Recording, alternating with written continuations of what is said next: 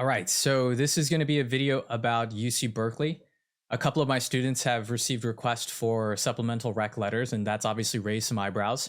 Jay, I thought the UCs don't ask or require recommendation letters. They still do not. It's just that they have an augmented review process, and this year they've started to ask for the rec letters, optional rec letters, earlier than in any previous years. In the previous years, it used to be around January sometimes. They'll select a couple students and ask them for it.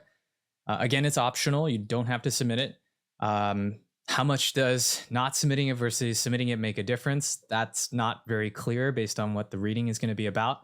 However, what we can discern based on what the undergraduate admissions office has published is the process of it and some other details, some good, interesting things to kind of be aware of when you're curious about how the admissions process works for Berkeley. In this PDF, which I'll link below, there's also the other campuses, LA, Davis, etc. I'm just going to focus on Berkeley for this one.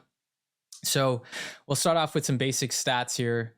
There was a 9% increase. Prior to that year, it was a 30% increase of those who applied, 150,000 applicants.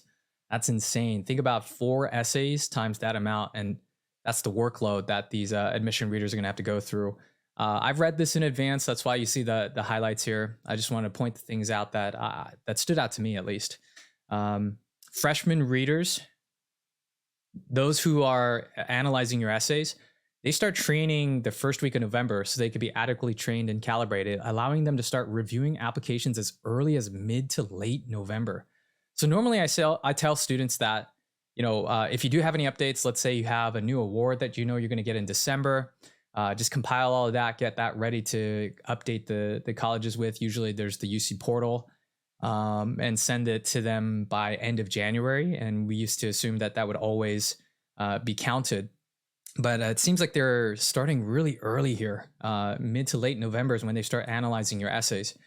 The early start allowed for the OUA to complete a holistic review for just over 128,000 freshman applications, complete 2 reads for each application, and still meet our decision release. So the point here you want to understand is that when your application is reviewed by 2 admission readers that are trained, and the 2 have this process where they have to be within 1 point of the same assessment. Otherwise, it goes into review by a higher upper reader, so to speak, a more experienced reader. I think I highlighted parts below. I'll get to that.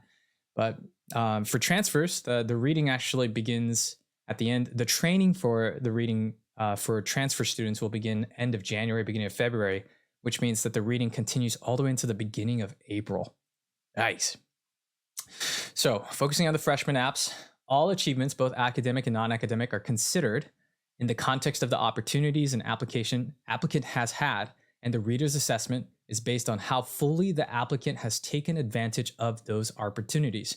So some people might know this as like a rigor score in terms of an academic assessment.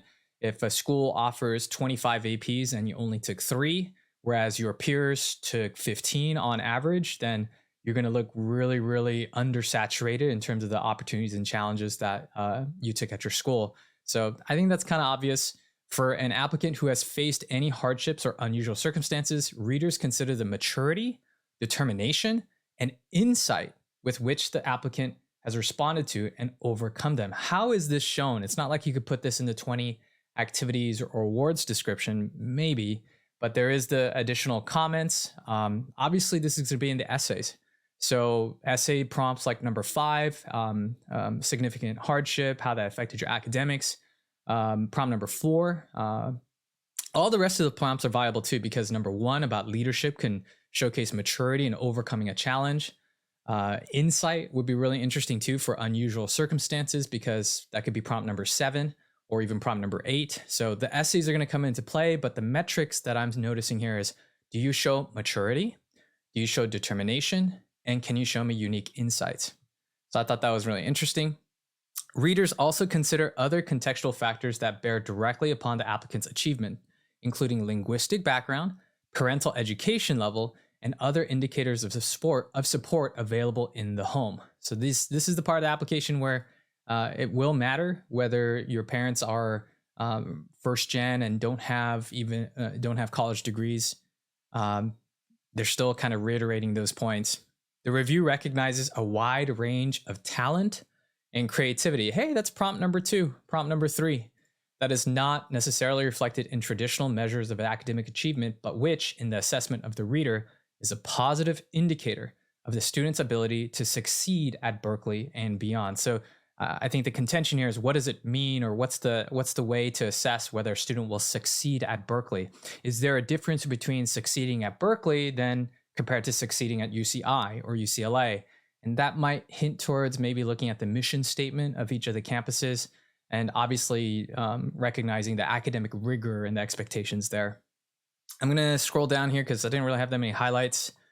The augmented review. So this is for the letter of rec that you may be requested to submit to UCBerkeley as soon as even just 2 days after applying, it seems nowadays, or at least for this season. The augmented review process at UCBerkeley follows Regent Policy 2110, with no more than 15% of freshman applicants reviewed under the policy. Within this process, select applicants are invited to submit up to 2 letters of recommendation to be considered during the reading process. Students invited to submit a letter of recommendation may come from the following populations. So if you were selected, if you were chosen, this is kind of what they're saying you were chosen for, to submit extra. First generation college students, students qualifying for an application fee waiver, and students participating in early academic outreach programs. Interesting. EOPs, huh? Submission is voluntary and not required for full consideration of the application for admission. If a student chooses not to submit a letter of recommendation, it does not affect their opportunity for admission. So then why ask for it? That's a little sus to me. But it's interesting that if you were asked, there's a lot of misinformation going out. I have students, and if you just go on the internet, you'll see people saying like, oh, if you got a letter of rec, it means you're borderline. It doesn't seem like that's the case when you're taking them at face value. The question is, should you take them at face value? Because take a look at this. If students choose not to submit a letter of rec when they're requested it, it won't affect their admissions. I'm a little sus about that. Like, I guess I have to explain it. If a student had a strong letter of recommendation that explained the circumstances to which they were flagged, I would argue that would be highly in their favor. So those who submit letters stand to take an advantage. Maybe this is just semantics, and they're saying it won't negatively impact you. It can only positively impact you. And when you're fighting with, 128,000 freshman applicants, I think every small difference will matter. In the fall of 2022 cycle, UCBerkeley gave 16,000 applicants, or 17,000 applicants, or 13%, the opportunity to submit a letter of recommendation. Of those applicants, 8,443 submitted, and of them, 22% were admitted. So that immediately makes me cross-reference that to the admission rate based on the GPA and the major breakdown. A 22% admission rate is akin to an uncapped weighted letters in science of like a 4.4 type of student. So that was interesting to me. It doesn't mean necessarily you're borderline. Does it mean that you have a less chance of getting in? I think as a whole, it doesn't. It obviously, if I stacked it up against like a computer science major, then a 22% sounds great. But when you stack it up against less competitive majors, 22% is kind of the median, if not a bit more restrictive. So can't really take much out of there. Those admitted were first generation college going from LCFF plus high school. So LCFF plus high schools, what are they? Those are, let me see if I can find it. Well, I think these were high schools that have certain types of financial, like socioeconomic disadvantages. I remember looking it up. Let's see. Sorry, guys. I just deleted I just got rid of the window. I want to be very clear here about what this is. So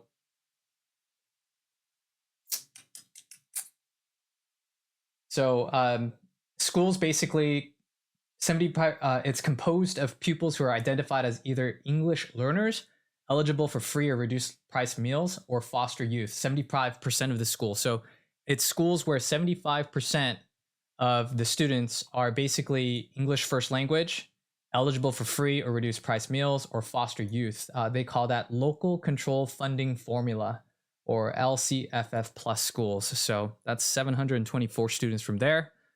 They received an application waiver, underrepresented minorities. Admission by exception, students who are homeschooled, students attending high schools without traditional grades. By the way, that was it. If you received a request for a letter of rec, that's pretty much where you want to focus. Why? If you're wondering why, here's the augmented review explains why you were invited to submit 2 additional ones, letter recs. I want to continue on with the video to show you a couple of other places while I have this open. For example, there's admission by exception. Students who have extenuating personal circumstances are some examples of such cases. A lot of students and parents, I think a lot of parents go reaching for straws sometimes, and I've seen this, and I had to help them kind of manage their expectations in this regard that, oh, my son got straight D's in freshman year, but there was an extenuating circumstance as to why. If we can just bring it up and get all A's and continue on from there, wouldn't we still have a good chance? So that's, if you're kind of in that category or curious about how that pans out, you should be thinking about the admission by exception standard. Offers of ABYE are locally recommended or rendered through a post-holistic review supplementary review forms. So they will look probably at the essays. They'll look at perhaps a counselor report. That's not very clearly stated. In fall 2022, the year prior, 9 out of basically 15,000 students, or 0.06% of freshman admits, were coded ABYE or A by E and matriculated. So that's not a lot. That's 9, only 9. This low number is likely due to the discovery of new information as we finalize records and admission staff applying the appropriate coding. So it gets flagged. The admission staff recognizes, hey, it showed that their transcript was like straight D's and F's, but turns out we uploaded the wrong transcript. When you get the new transcript, actually they showed a lot of good grades, or it could be maybe like filing errors and things like that. But I wouldn't rely too much on admission by exception is basically the point of that, because what is it, 9 students out of 15,000? That's really rough. Also, there's the reader training and certification process. I found some interesting points that I highlighted. For freshman applications, after the completion of 2 separate reviews, so 2 people are going to read your essays, certain applications will undergo a 3rd review initiated, for example, by a variance in more than 1 point for the 2 reviews. So let's say you have someone who gives you a score of a 7 and then another person who gives you a score of a 9. That discrepancy is then going to trigger a review by a third party, by a third person. That third person is going to be a senior Office of Undergraduate Admission staff member. And they go through a QC process, a quality control process for that. So essentially it's the third eye. In the fall of 2022 cycle, OUA performed 3,497 QC reads, which is 3% of the applications for the freshman pool, and 3,580 transferred QC reads, or 18.5% of the transfer pool, which is really interesting. It means that the freshman review process is the training for that leads to much more consistent assessments by the readers as compared to the transfer reading.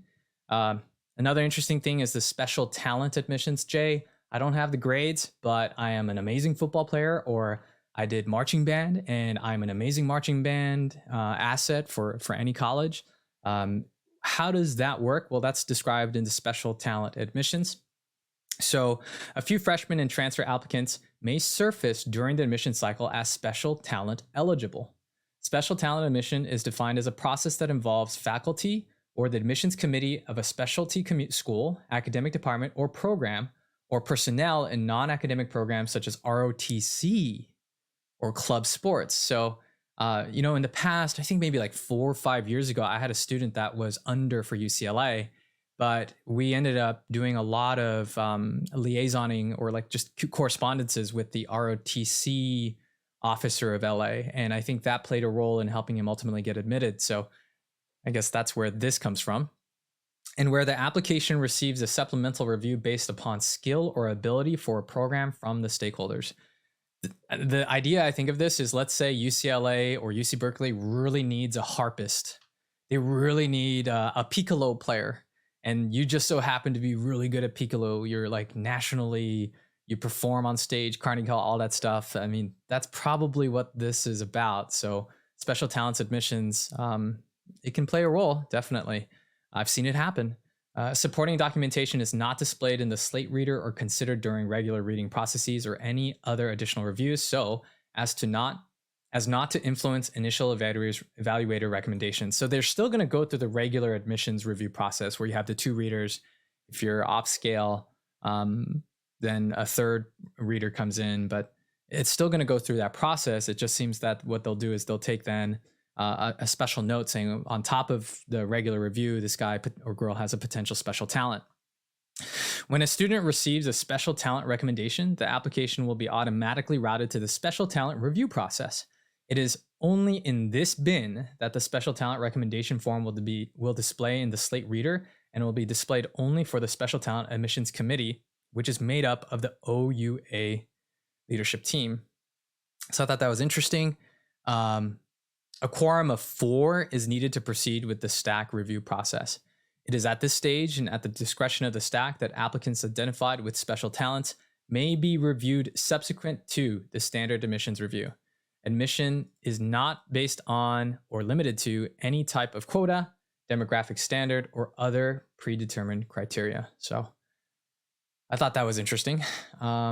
Anyways, yeah, I hope that this was insightful.